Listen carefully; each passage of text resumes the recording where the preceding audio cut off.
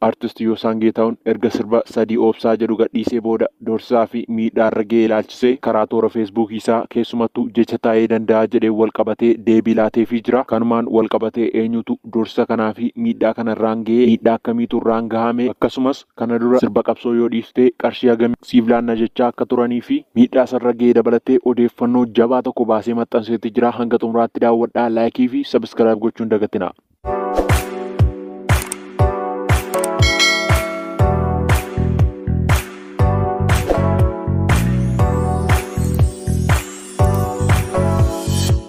Dhiyeenya kana artistoota Oromoo wal qabatee wantoota nama ajaa'ibanii fi nama gaddisiisan hedduu dhagaa jirra. Keessumattuu artistoonni Oromoo warri sabaaf quuqaman hojiilee babbareedaa fi sirboota qabsoo Oromoo rakkoo akkasumas dararrii uummata Oromoo fi hayyoota Oromoo irra gahaa jiru ittiin ibsatan baasuun wal qabatee doorsisaa fi hidhaan itti hammaachuu dubbatu. Artistoota kanneen keessaa artistoota hojii gaarii fi sirboota qabsoo bareedaa hojjetan keessaa artist Galaanaa Gaaromsaa, artist Falmataa Kabbadaa, Keekiyyaa Badhaadhaa, Ittiqaa Tafarii, Caalaa Daggafaa, Yoosan Geetahuunii fi warreen kaan fa'i. Artist Yoosan Geetaahuunis sirba qabsoo bareedaa sadii obsaa jedhu baasuun wal qabatee doorsisni irra gahuu fi kana duras qarshii fi qabeenyaa siif laanna jechuun sossobaa akka turan dubbate. Artist Yoosan Geetaahuun artistii jaallatamaa fi hojiilee aartii Oromoo keessatti nama shoora olaanaa taphataa jiru ta'uun beekamaadha. Artist Yoosan Geetahuun sirboota qofaa osoo hin taane walaloo fi yeedaloonni artistoota Oromoo bebbeekamoo ta'aniif kenne warreen akka Andu'aalem Gosaa sirba Gadaatu Keeti jedhuu fi sirba Darbee Laalla jedhu akkasumas artist Margituu Warqinaa sirba Obomboleetti jedhu kan dhiyeenya ba'e walaloo fi yeedaloo isaa waliin qopheessuun kennuufiin sirboonni babbareedoo kunneen akka gurra uummataa gahan godheetti jira. Artist Yoosan Geetahuun gidduu kana sirba sadii obsaa jedhu baasuun wal qabatee doorsisnii fi dhiibbaan irratti godhamaa jiraachuu dubbatee jira. Rakkoon isarra gahaa jirus itti caalaa deemaa jiraachuu isaas dubbate. Qondaalonni olaanaa bilisiginnaa kanneen akka taa'ee danda'a dabalatee doorsisaa akka jiran dubbate. Gidduu kana taa'ee danda'a fuula feesbuukii isaa irratti sirba Yoosan Geetahuuniin wal qabatee qeeqa doorsisa of keessaa qabu baasee maxxansee ture. Kana dura Yoosan Geetahuun qaamonni bilisiginnaa kanneen ta'an kanneen akka Addisuu Araggaa, taa'ee danda'a fa'aa yeroo garaa garaatti bilbilaa fi akka turan kaase. Yeroo bilbilan kanas miseensa paartii isaanii akka ta'uuf akkasumas sirbootaa fi walaloo garaa garaa akka isaaniif qopheessu gaafachaa akka turanii fi qarshii laftii fi manni jireenyaa magaalaa Finfinneedhaa akka laatamuuf waadaa sii galla jechuun gaafachaa akka turan dubbate. Gaaffiin kunii fi sossobbiin kun karaalee qondaaltota mootummaa warreen kanaa qofaayyuu miti. Kanneen akka artist Caalaa Bultumee fi atileet Faayisaa Leellisaa yeroo garaa garaatti irra deddeebi'anii kadhachaa kan turan ta'uu dubbate. Itti dabaluunis gaaffiin kun Oromoo gani gaaffii jedhu waliin tokko ta'ee akka itti mul'ate dubbate. Kanaafis doorsisa gasii narratti geggeessu jedheera. Osoo Oromoonni jumlaan mana hidhaatti guuramanii akkasumas hayyoonnii fi qabsaa'onni Oromoo mana hidhaa jiranii Oromummaa malee Itoophiyaan natti hin dhaga'amu jechuun itti dabalee dubbate. Kana malees dhiyeenya kana sirba raayyaa ittisa biyyaaf jedhu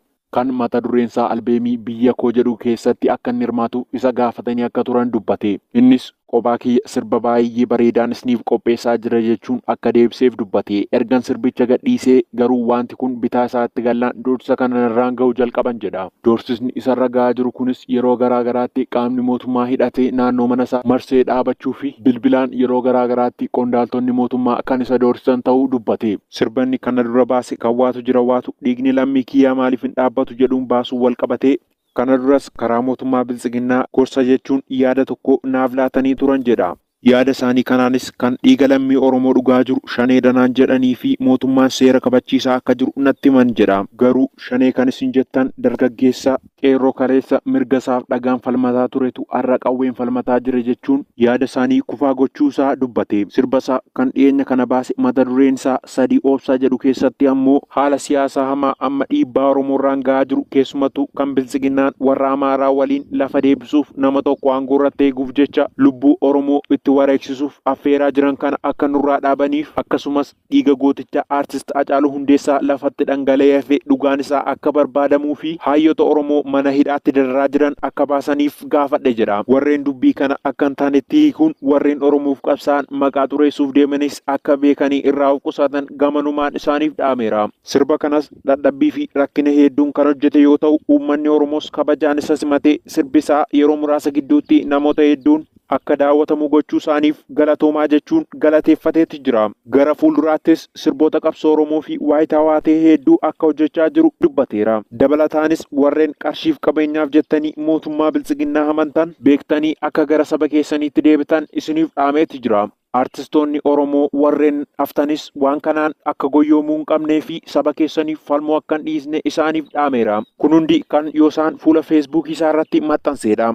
Amma immoo iccitii fi odeeffannoo addaa tokko artistoota warreen raayyaa ittisa biyyaaf jechuun sirba walitti dabaluun baasanii wal qabatee odeeffannoo fi ragaan dhoksaa iccitii isaanii ba'ee jira. Kunneenis Caalaa Bultumee, Saaliyaa Saamii, Dassaalany Beekamaa, Jireenyaa Shifarraa, Tsaggaayee Dandanaa fi warreen kaanii. Warreen kanaan wal qabatee qarshii hangalaatamee fi dabalatee waa'ee sirba isaaniin isin dhageessisa. Ragaan baankii daldala Itoophiyaa irraa argame akka mul'isutti Saaliyaa Saamii dabalatee artistoota warreen kanaaf qarshii miiliyoonni tokko akka laatameef mul'isa. Akkasumas Caalaa Bultumee qarshii miiliyoonni tokko akkaawuntii lakkoofsa herrega baankii isaarra seenuu agarsiisa. Warreen kaanis qarshii haganaaf jecha lammii isaanii ganuun afaan gaaliree mootummaa ta'uun isaanii nama gaddisiisa. Keessumattuu haala yeroo ammaa ilaalchisee Oromoonni hedduun osoo ajjeefamanii akkasumas hayyoonni Oromoo osoo hidhaatti guuramanii qarshiin isaaniif caaluunis qaanii guddaadha. Dhiyeenya kanas albeema biyya koo kan jedhu walitti dabalamuun kan mootummaan karoorsee fi hojjete akka hojiirra oolchan karaalee miidiyaa bilisiginnaa dubbatamaa jira. Albeemii kana keessatti sirbootni isaanii fi maqaan isaaniis nu bira ga'ee jira. Caalaa Bultumee sirba Abbaa Malaa jedhu, Tsaggaayee Dandanaa Galatoomaa kan jedhu, Saaliyaa Saamii fi Jireenyaa Shifarraa Raayyaa kan jedhu walumaa galatti sirbitoota 15 ta'uun sirba tokko kan mootummaan hojjechiise walitti fiduun albeema biyya koo jedhu kana akka baasantu dubbatamaa jira. Sirboota kanneenis irra caalaa isaa walaloo fi yeedaloo isaa kan hojjete Addisuu Araggaa, Caalaa Bultumee fi Taayee Danda'a ta'uun isaaniis beekameetu jira. Dabalataanis mana jireenyaa, konkolaataa fi lafti akka kennamuuf waadaan seenamuu fi iccitiin baate mul'isti. Osoo dhugumaan artistoonni kunneen waraana mootummaa tiksuu jaallatu ta'ee qarshii hanganaa hin kassaran turan. Haa ta'uyyuu malee artistoota Oromoo mirga isaaniif falmatan yeroo garaagaraatti doorsaa fi hidhaa irra ga'uun kan beekamu mootummaan bilisiginnaa artistoota qabsoo Oromoon sharamne adamsuu irratti argama. Kanneen keessaa artistoota warreen akka Hacaaluu Hundeessaa fi Daadhii Galaan lubbuu isaanii kan wareegsisee fi artistoota kanneen akka Jaafar Yuusufii fi Falmataa Kabbadaa yeroo garaagaraatti hidhaan dararuun beekama. Dabalataanis artistoota kanneen akka Isaak Zeenuu fi Keekiyyaa Badhaadhaa ari'uun biyya akka isaan baqatan godheetti jira. Dhiyeenya kana immoo artist Galaanaa Gaaromsaa sirba Walagarra jedhu baasuun wal qabatee doorsisa garaagaraa karaalee sooshaal miidiyaa keessattuu Taayee Danda'aatiin doorsisamaa akka ture beekamaadha. Amma immoo utubaa artistoota Oromoo hedduu kan ta'e artist Yoosaan Geetahuun itti dabaluun doorsaa jiraachuun isaanii beekamaadha. Kanaaf artistoonni Oromoo dammaqinaan of eeggannoo gochuu akka qabdan asumaan isiniif dhaama. Kabajamtoota hordoftoota keenya odeeffannoon keenya guyyaa irraa asuma irratti raawwata. Warreen YouTube chaanalii kiyyaa faaraa taatan subscribe gochuu fi mallattoo laayikii tuquun dagatina. Hanga xumuraatti waan na hordoftaniif guddaa galatooma.